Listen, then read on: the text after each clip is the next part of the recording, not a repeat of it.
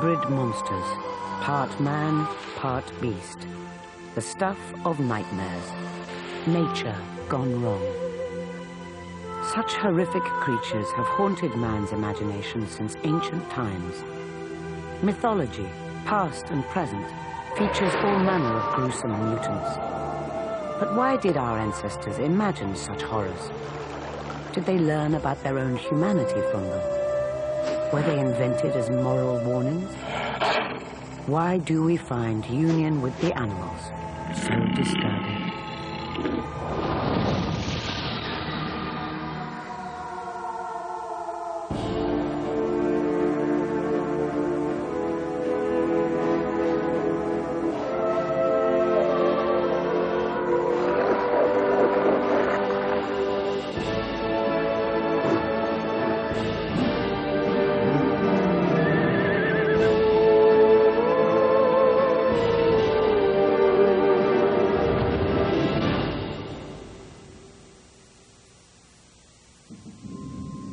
The ancient Greeks imagined all kinds of hybrids and created incredible stories about their monstrous activities. One of the most terrible tales was the myth of the Minotaur. King Minos of Crete was a greedy man who was easily disliked. To gain his subjects' respect, he asked the god Poseidon to deliver a bull from the sea, promising to sacrifice it back to him. But the white bull that emerged from the waves was so magnificent that Minos went back on his word. Poseidon was furious, and Minos was going to pay.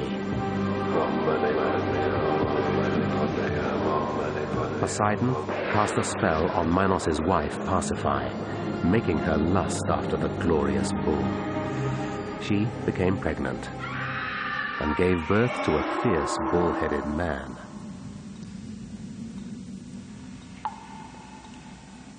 King Minos kept him at the center of an underground maze, the labyrinth. He was the Minotaur.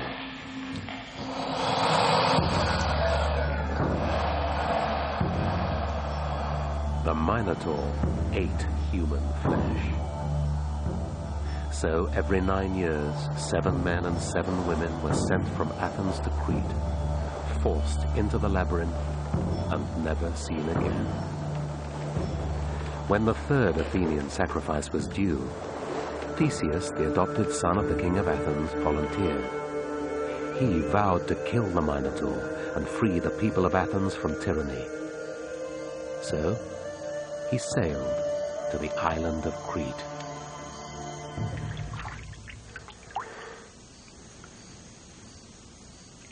That first night, King Minos' daughter, Ariadne, saw the handsome Theseus and fell in love. She went to see him secretly in his cell. "I'm sick of this slaughter," she whispered, "and ashamed of my father. If you'll marry me and take me to Athens, I'll tell you how to kill the Minotaur."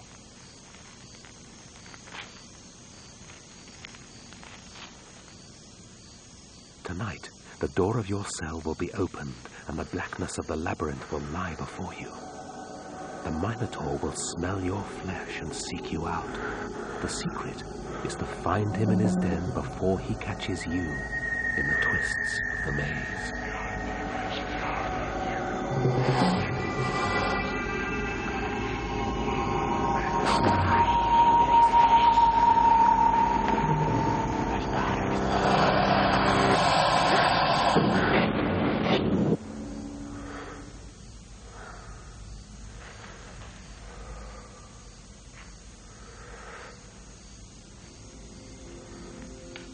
The golden twine is magic. Tie one end near the entrance, and the thread will light up the passages, revealing the way to the center of the labyrinth and the Minotaur. Surprise him and kill him with the knife. When he's dead, follow the twine back to freedom.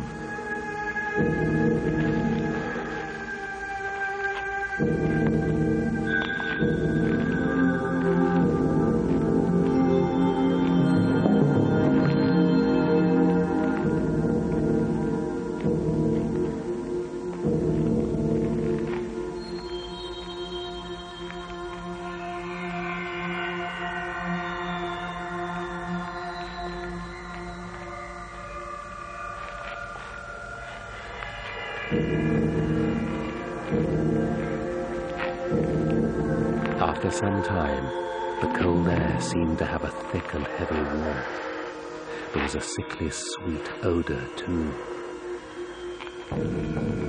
He was there.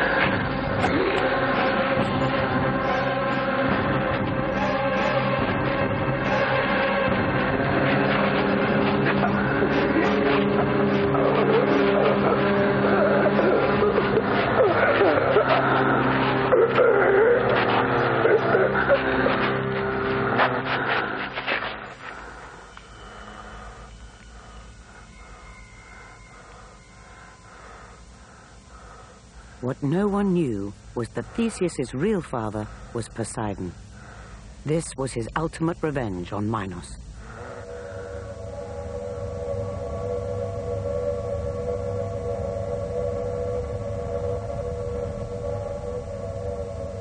The bull was of divine importance in ancient Greece. If it tossed its horns, earthquakes shook the land.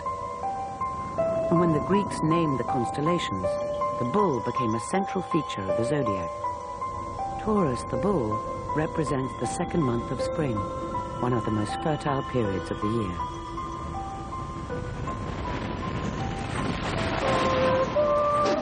The people of Crete believed that the bull was the incarnation of strength and potency, and the bull's power resided, they thought, in its horns. Each spring, the Cretans held their version of today's Spanish bullfights. Gymnasts would grab the bull's horns and leap over them in the hope of absorbing their fertility and power.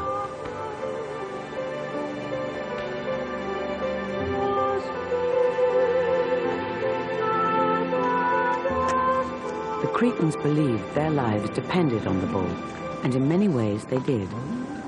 All their economic power was built on their success as cattle farmers and their trade in leather.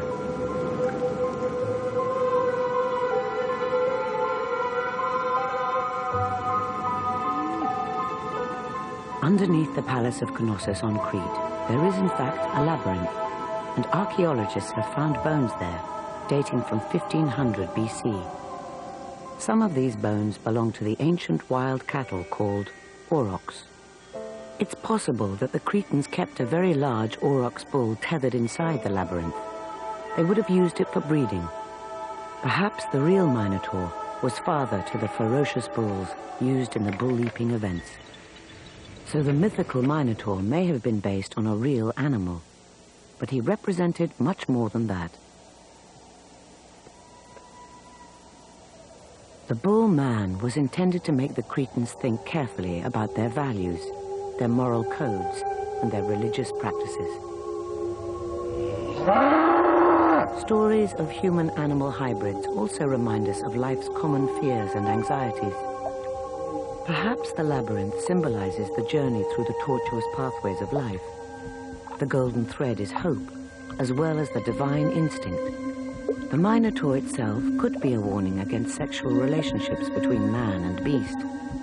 Such unnatural unions will only lead to disaster. And Theseus's victory? That could be the triumph of man over those animal instincts that are unacceptable in society.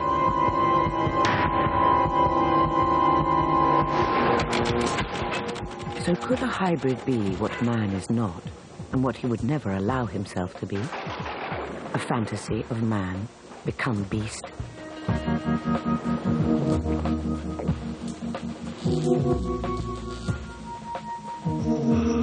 Today, it seems, we still have a gross fascination with deformed creatures. Up until the 16th century, people born with disfigurements were thought to be the offspring of women and animals. Even as recently as the 19th century, they were curiosities to be caged and displayed at freak shows. There is something deeply disturbing about the human-animal combination. Yet hybrids can be appealing as well as appalling. Hybrids can embody in one being the mixed feelings we have about animals.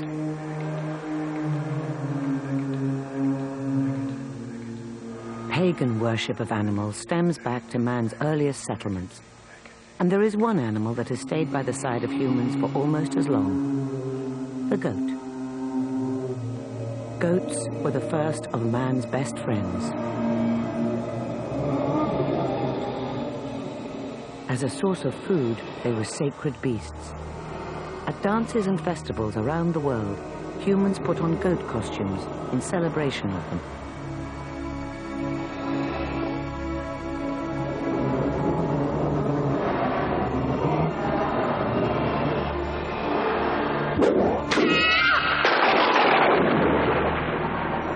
In Greek mythology, Pan, which means all or everything, was the original goat man.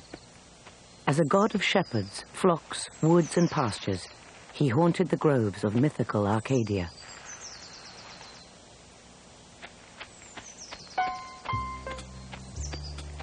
Pan would run through the woods and up and down rocks and cliffs, delighting in scaring the wits out of people. He could also be extremely still and watch the nymphs as they played.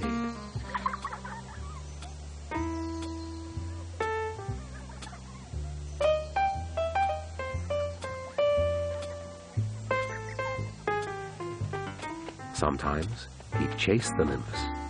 They'd scatter, screaming. In truth, nymphs are very playful and a little mischievous.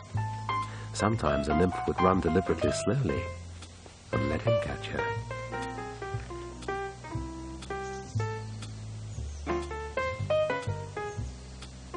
But to one nymph in particular, Pan was a lecherous nuisance. Her name was Syrinx, and she was the loveliest and most desirable nymph of all. One day, as the chase began, she ran the wrong way and found herself in a reed bed, cornered between Pan and the river. There was nowhere to run, and so she turned herself into a reed. Pan couldn't understand it. She wasn't anywhere. Then he heard a sound, or was it a scream?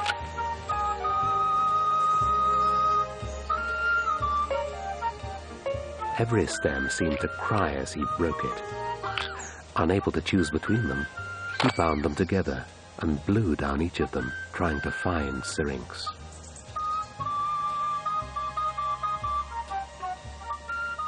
Then he discovered that he'd made an instrument with such a sexy sound that anyone who heard it instantly became aroused. He always imagined the erotic effect was because of his charm, but the real reason was because one of Pan's pipes was Syrinx. The story of the goat man and the nymphs lives on in, amongst other things, the names we give to insatiable sexual desire. Nymphomania in women, but in men, it's called satyriasis. Satyrs. Like Pan, they had goat ears and hairy bodies. But satyrs were depraved male spirits, who were worthless and cowardly. At Greek festivals, there was always a light comedy satyr play. The performers wore animal skins over their naked flesh and amused the audience with crude foolery. Satyrs were represented as comic drunks. They were rude, mischievous, and lecherous.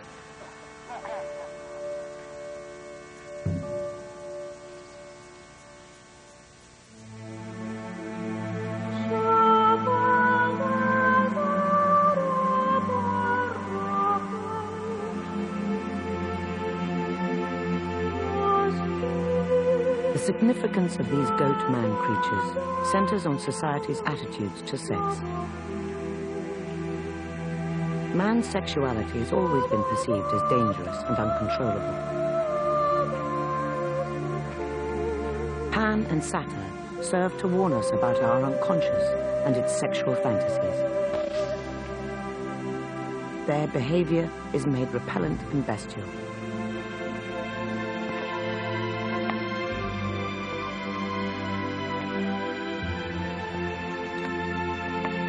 If our higher moral principles are to rule over the darker, but often more exciting side, we must control the beast within us all, man or woman.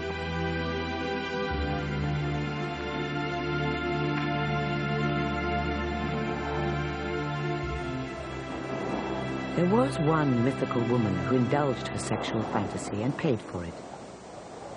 The ancient Greeks believed the underworld was at the ends of the earth, meaning the end of land and sea. This place, so turbulent and inaccessible, was home to the most terrifying hybrid of all, Medusa.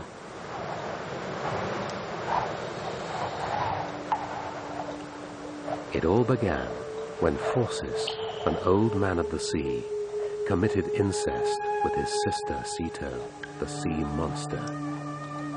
The offspring of human and beast are either horrific or splendid, and this union produced both.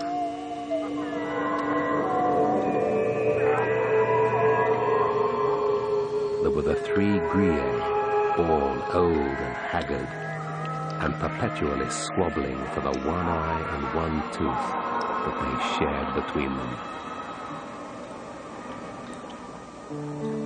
And then there were the three Gorgons, Stheno, Euryale, and Medusa. These were all gloriously beautiful women.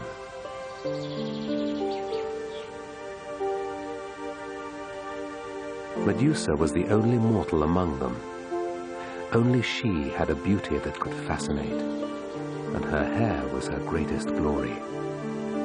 Any man or god who laid eyes on Medusa would become helpless with desire, with lust. She particularly liked to overwhelm powerful men, or even better, powerful gods. So when Poseidon, the god of the sea, saw Medusa and suggested sex, Medusa thought the splendid temple of Athena would be a magnificent place for her to make love. She gave no thought to the sacrilegious offense she was committing. She couldn't have chosen a more inappropriate place than the temple of the virgin warrior, the goddess Athena. And when Athena discovered the pair, she was so shocked that she raised her shield to protect her eyes and turned Medusa into a grotesque monster and banished her to the ends of the earth.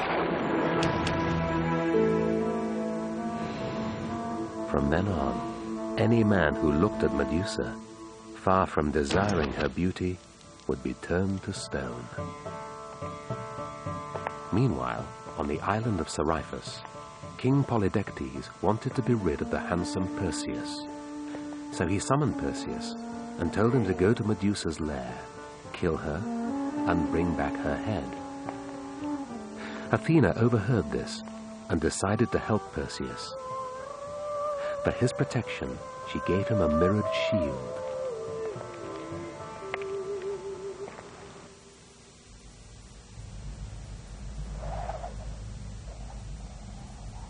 Athena had told him to avoid the monster's arresting gaze and use the polished shield as his eyes.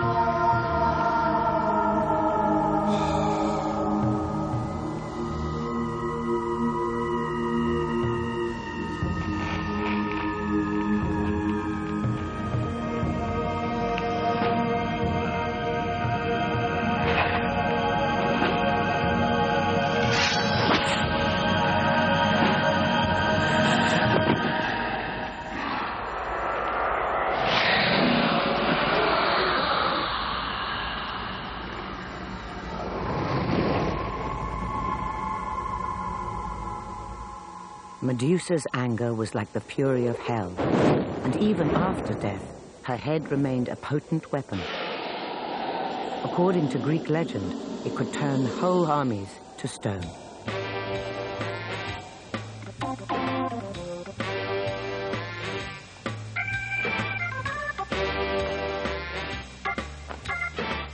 Medusa's transformation from a beautiful, desirable woman into a monstrous beast is sometimes said to symbolize two sides of feminine nature.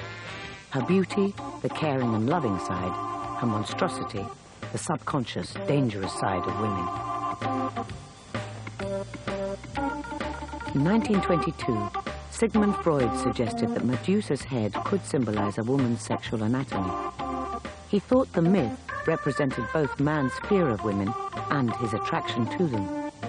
The stiffening to stone represents an aroused man, but as stone, he is powerless.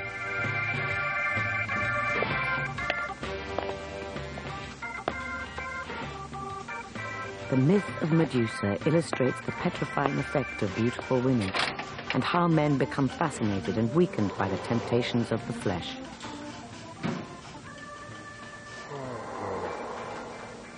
Once under the spell, there is no turning back. Man must either subdue his temptress or be ensnared by her.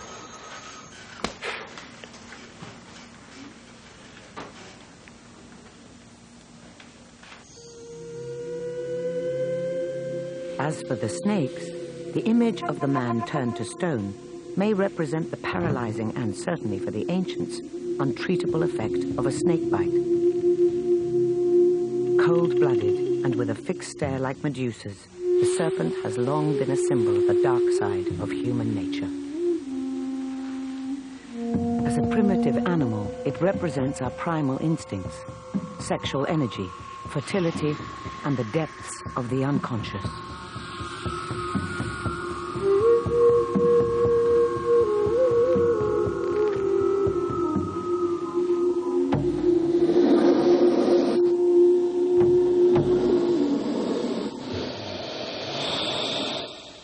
The monstrous hybrids of ancient Greece were mythical, cocktails of creatures provoking a mixture of emotions.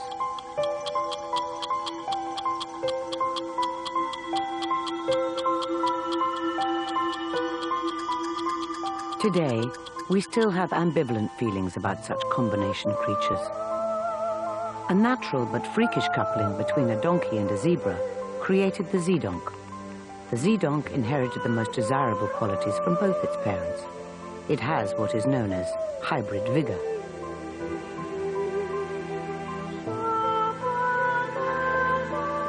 In the 1980s, science began to experiment with genetics. There was the Geep, a cross between a goat and a sheep. Mice that glow in the dark, and mice with human ears. And since chimpanzees share 98% of the genetic makeup of humans, could scientists create a chimp-human hybrid?